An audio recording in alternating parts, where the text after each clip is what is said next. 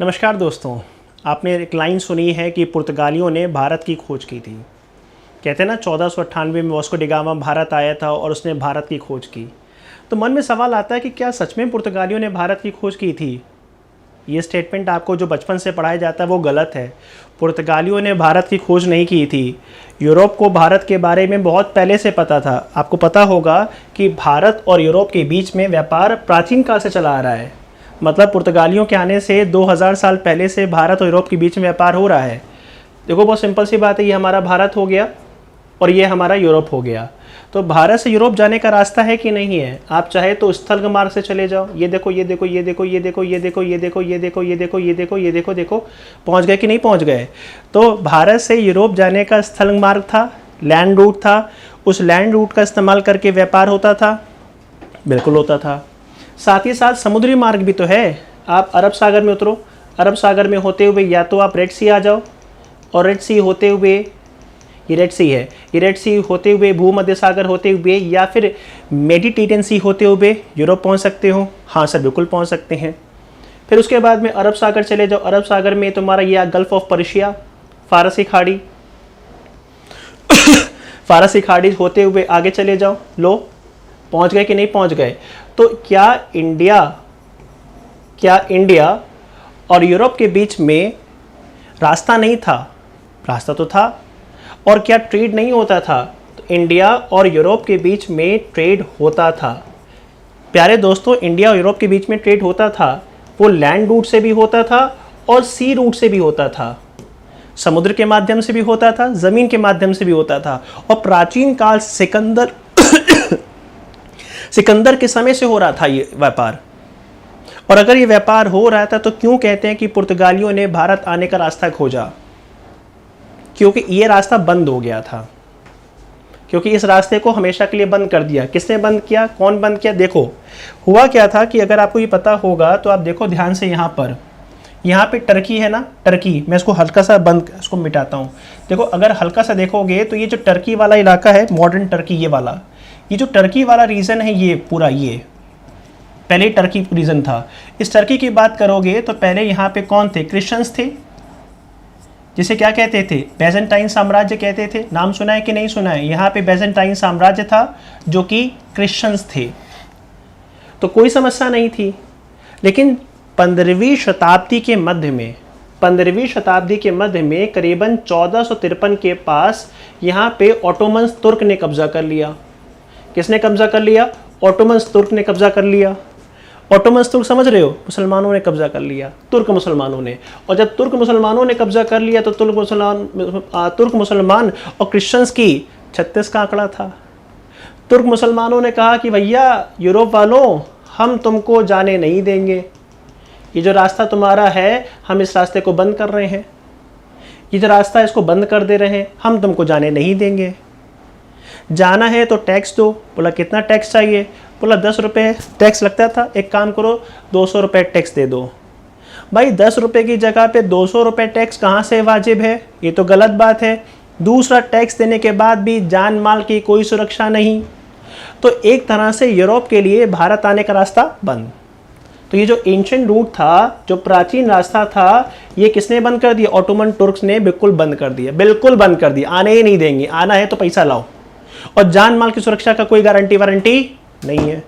अब यूरोप में हाहाकार मच गया। भारत जाना है, भारत जाना है, भारत जाना है, भारत जाना है। अरे क्यों भारत जाना है? मत आते भारत। जब ये रास्ता बंद हो गया तो यूरोप में रहते। यूरोप से तुम्हें भारत क्यों आना था, या एशिया क्यों आना था? तुमको यूरोप वालों को भारत क्यों आना था? क्योंकि यूरोप में ठंड बहुत पड़ती है, और ठंड पड़ने की वजह से खेती बाड़ी बहुत सीमित होती है। और दूसरा, चूंकि ठंड पड़ती है, खेती बाड़ी लिमिटेड, तो वो लोग क्या खाते हैं? वो लोग खाते हैं नॉनवेज। क्या खाते हैं? नॉनवेज। लेकिन अगर आपको माछ मछली को, या फिर आपको जो नॉनवेज होता है उसको लंबे समय तक प्रिजर्व रखना है, तो आपको क्या चाहिए? मसाले, गरम मसाले। और गरम मसाले यूरोप में नहीं उगते हैं। गरम मसाले उगते हैं कहाँ पर? गर्म क्षेत्रों में, ट्रॉपिकल जोन में। समझ में आया? जैसे इंडिया का नीचा केरल वाला इलाका। बस समझ में आया कि नहीं आया? इसीलिए उनको चाहिए था गरम मसाले। और भारत का सूती कपड़ा यूरोप में तूती बोलती थी। ब्रिटेन की महारानी इतराती थी कि हम मेड इन इंडिया पहने हुए हैं। तो सूती कपड़े की मांग बहुत थी और गरम मसाला चाहिए था उनको हर कीमत पे, उनके सर्वाइवल के लिए ज़रूरी था। अब वो एकदम से बंद हो गया। अब यूरोप में हाहाकार मच गया कि भाई भारत जाना है, भारत जाना है, भारत जाना है। खोज शुरू। अब इस खोज की जिम्मेदारी आई 2 देशों के ऊपर। ये आपका कौन सा, ये स्पेन है और ये कौन सा है, पुर्तगाल है। ये अपना पी फॉर पुर्तगाल हो गया, स्पेन हो गया। क्यों भाई, बाकी यूरोप क्यों नहीं खोजेगा? क्योंकि बाकी यूरोप तो सोया हुआ है, वो चद्दर ताल के सोया हुआ है। केवल 2 ही जग रहे हैं। क्यों जग रहे हैं? क्योंकि ये लोग भूमध्य सागर से एक्टिव थे, भूमध्य सागर में व्यापार करते थे। अफ्रीका के कोस्ट के किनारे किनारे किनारे किनारे किनारे किनारे व्यापार करते थे। ये संपन्न लोग थे, बौद्धिक दृष्टिकोण से भी खुले हुए थे। तो इन्होंने कहा कि हम भारत को खोजेंगे। स्पेन पुर्तगाल लग गया खोजने में, भारत खोजो, भारत खोजो, भारत खोजो। भारत मिल ही नहीं रहा, छुपा बैठा था क्योंकि ये रास्ता तो बंद, कैसे जाए भारत, दिमाग चल नहीं रहा था। स्पेन का एक यात्री था, उसका नाम था कोलंबस। स्पेन का यात्री था कोलंबस। कोलंबस कहता है कि दुनिया है गोल। अब चूंकि दुनिया है गोल, अगर स्पेन से चलेंगे एक ना एक दिन तो भारत पहुंच ही जाएंगे।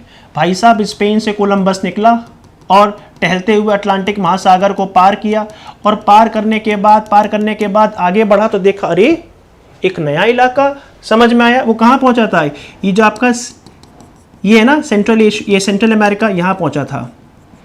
ये जैसे यहाँ पहुंचा तो बोला इंडिया आया, इंडिया आया, इंडिया आया। तो किसने बोला कि इंडिया आ गया। और जो अमेरिका के मूल निवासी हैं उनकी चमड़ी का रंग कैसा है? लाल। इसीलिए आज भी अमेरिका के मूल निवासियों को रेड इंडियन बोलते हैं। तो खोजने गया था इंडिया, खोज बैठा अमेरिका। इस घटना से पहले अमेरिका के बारे में दुनिया को पता ही नहीं था। अमेरिका एक अलग दुनिया में जी रहा था, लेकिन गलती से कोलंबस खोजने चला था भारत को और खोज बैठा इंडिया को, खोज बैठा अमेरिका को। इसने कहा इंडिया आ गया, लेकिन इंडिया था ही नहीं। और पीछे पीछे अमेरिको वेसुपुची आया, स्पेन से एक और यात्री आया, उसका नाम था अमेरिगो वेसुपुची। अमेरिगो वेसुपुची ने बताया झूठ बोल रहा है, तो इंडिया ही नहीं, मैंने इंडिया के बारे में पढ़ा हुआ है। बाद में उसी अमेरिगो के नाम पे इस पूरे कॉन्टिनेंट का नाम पड़ गया अमेरिका। भाई साहब, अमेरिका तो मिल गया, व्हाट अबाउट इंडिया? वो तो मिल ही नहीं रहा था। पुर्तगालियों का भी पैसा खर्च हो रहा था, स्पेनिश लोगों का पैसा भी खर्च हो रहा था। पैसा खर्च खर्च के थक गए थे। यूरोप को भारत मिलने का नाम नहीं मिल रहा था। परेशान, क्या करें? अब तय हुआ आधे इधर और आधे इधर। ये अटलांटिक महासागर है ना, इसको बांट दो, इमेजिनरी लाइन। अटलांटिक के वेस्ट में स्पेन खोजेगा और अटलांटिक के ईस्ट में पुर्तगाल खोजेंगे। 1494 में टोर्डेसिलास की संधि होती है, जिसके तहत तय होता है कि स्पेन अटलांटिक के वेस्ट में इंडिया को खोजेगा और पुर्तगाली अटलांटिक के ईस्ट में खोजेंगे। काम शुरू हो गया। अब पुर्तगाली लोग इधर खोज रहे थे, इधर तो इंडिया था ही नहीं। अब ये पुर्तगाली लोग खोज रहे थे। इसी बीच में एक व्यक्ति था, उसका नाम था बार्थोलोमेस डियाज, पुर्तगाली नाविक था। भाई साहब, ये आगे आ गया और ये अफ्रीका के कोस्टल एरिया पे नीचे नीचे नीचे नीचे नीचे नीचे नीचे नीचे नीचे नीचे यहाँ तक आ गया, बट आगे पहुँच नहीं पाया। बट उसको समझ में आ गया था कि अफ्रीका के नीचे जाया जा सकता है। ये बात पुर्तगालियों को बताई।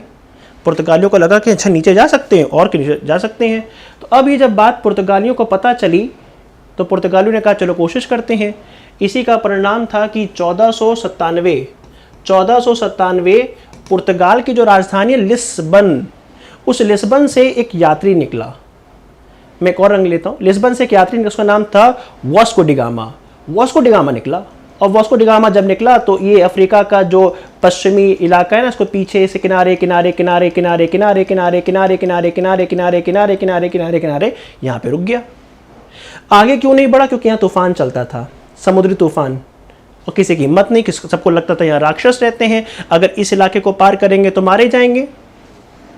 लेकिन अचानक से इनकी नाव फंसी और इस नाव को अचानक से पार कर दिया। अब जैसे ही पार किया, वास्को डिगामा को लगा कि यहाँ राक्षस रहता है ना, इस इलाके को पार किया जा सकता है, इसलिए उनको आगे बढ़ने की उम्मीद मिली। इसलिए क्या कहते हैं? Good hope, good hope. और चूंकि ये इलाका है ना, ये वाला इलाका अगर आप देखोगे तो ये क्या है? एक तरह से कीप है, ये कीप है। इसी को कहा गया केप ऑफ गुड होप। और यहीं पर केप टाउन भी है, साउथ अफ्रीका में। बात समझ में आ रहा है। इसके बाद वास्को डी गामा अब आ चुका था इंडियन ओशन में। इंडियन ओशन में उसको एक व्यक्ति मिला, उसका नाम था अब्दुल रज़ाक। और जो अब्दुल रज़ाक है, माफ़ कीजिएगा, अब्दुल मजीद, माफ़ कीजिएगा, रज़ाक साहब पढ़ा रहे थे अभी हम। अब्दुल मजीद मिला, और जब अब्दुल मजीद मिला, ये अब्दुल मजीद कहाँ का रहने वाला, गुजराती आदमी, इसको कैप्चर कर लिए सबके सब। बोला हमको उस जगह पे लेके जाओ, गरम मसाले मिलते हैं, ठीक है। तो फिर अब्दुल मजीद रहने वाला गुजरात का था, लेकिन चूंकि कैप्चर कर लिए थे और गरम मसाले की खोज में आए थे, तो उनको कहाँ ले गया, केरल में। और इस तरीके से पुर्तगालियों ने भारत की खोज नहीं की, बल्कि, और ये भी नहीं कह सकते हो कि पुर्तगालियों ने भारत आने का समुद्री मार्ग खोजा, बल्कि उन्होंने भारत आने का एक अतिरिक्त समुद्री मार्ग खोजा। अगर ये कहोगे कि पुर्तगालियों ने भारत आने का मार्ग खोजा, वो भी गलत। स्थल का मार्ग खोजा, वो भी गलत। समुद्री मार्ग खोजा, वो भी गलत। भारत आने का अतिरिक्त समुद्री मार्ग खोजा। और क्यों खोजा? इसलिए क्योंकि उनका रास्ता बंद हो गया था, उनको ज़रूरत थी। तो 1498 में, मई 1498 में ये केरल पहुंचते हैं। उस समय कालीकट के शासक का नाम था जमोरिन। मैं आशा करता हूं कि आपको ये मुद्दा समझ में आया होगा कि कैसे अमेरिका की खोज हुई और कैसे पुर्तगाली भारत पहुंचते हैं। वीडियो कैसी लगी कमेंट सेक्शन में मुझे बताइएगा। कोई शिकायत हो तो बताइएगा, और कुछ अच्छा लगा हो तो बताइएगा। चैनल को सब्सक्राइब कर लीजिएगा। इस तरह की वीडियो से जुड़े रहने के लिए हिस्ट्रीशाला को आप प्लीज़ एक्सेप्ट कर लीजिएगा, इसको सब्सक्राइब कर लीजिएगा। हमारा टेलीग्राम ग्रुप है, उसको भी ज्वाइन कर सकते हैं, हिस्ट्रीशाला। Thank you so much, bye bye.